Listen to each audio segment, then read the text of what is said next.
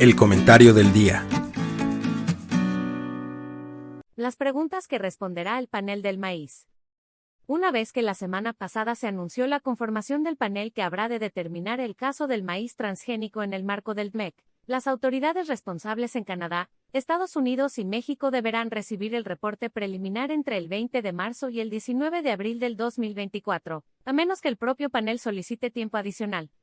Y a partir de su recepción, los tres países tendrán 7 días naturales para presentar comentarios al reporte y documentos adicionales que apoyen su postura, de manera que el reporte final se emita a los 30 días naturales de la publicación del reporte preliminar. A Estados Unidos le interesa que el panel termine su trabajo lo más pronto posible. Este es un caso que sentará precedentes en todo el mundo con implicaciones para las exportaciones de su producto agrícola más importante. Además, el reporte final se espera en las últimas semanas de las elecciones primarias, días antes de conocer a los candidatos a la presidencia del 2024 en Estados Unidos y de las elecciones en México. De acuerdo con la solicitud para la conformación del panel enviada el pasado 17 de agosto por la Oficina del Representante Comercial de Estados Unidos, OSTRO como se le conoce en inglés, el panel tiene que analizar dos grandes temas. Primero, ¿por qué el gobierno mexicano no presentó ninguna evidencia científica que apoye la restricción a las importaciones de maíz transgénico de acuerdo con lo que indica el artículo 6 del capítulo 9 sobre medidas sanitarias y fitosanitarias del tratado antes de, o con la publicación del decreto del pasado 13 de febrero? Es posible que el gobierno mexicano presente al panel estudios que indiquen que el consumo de maíz transgénico es nocivo para los humanos. Sin embargo, la pregunta es por qué no lo hizo antes de publicar el decreto en febrero, o incluso citando dichos estudios en el propio decreto.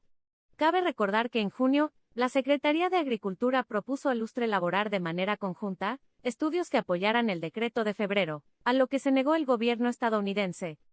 El TMEC y el Código sobre Medidas Sanitarias y Fitosanitarias de la OMC sugieren el uso de normas internacionales, cuando sea apropiado.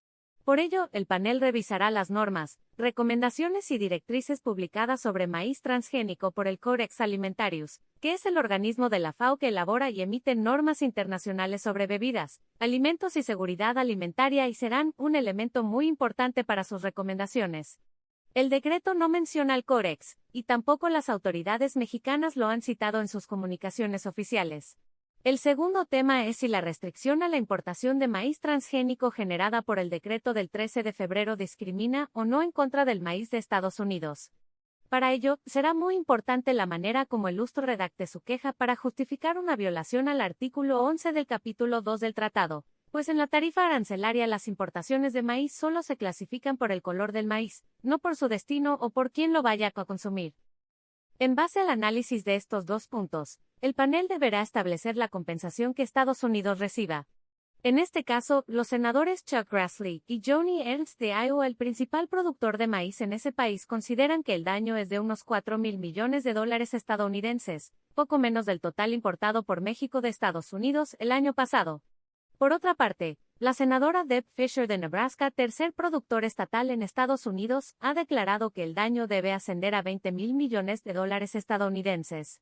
Finalmente, el panel deberá considerar si el decreto del 13 de febrero afecta a los productos que incluyen granos transgénicos, como la canola de Canadá. Si así fuera, Canadá también se hará acreedor a una compensación, que también deberá ser determinada por el panel.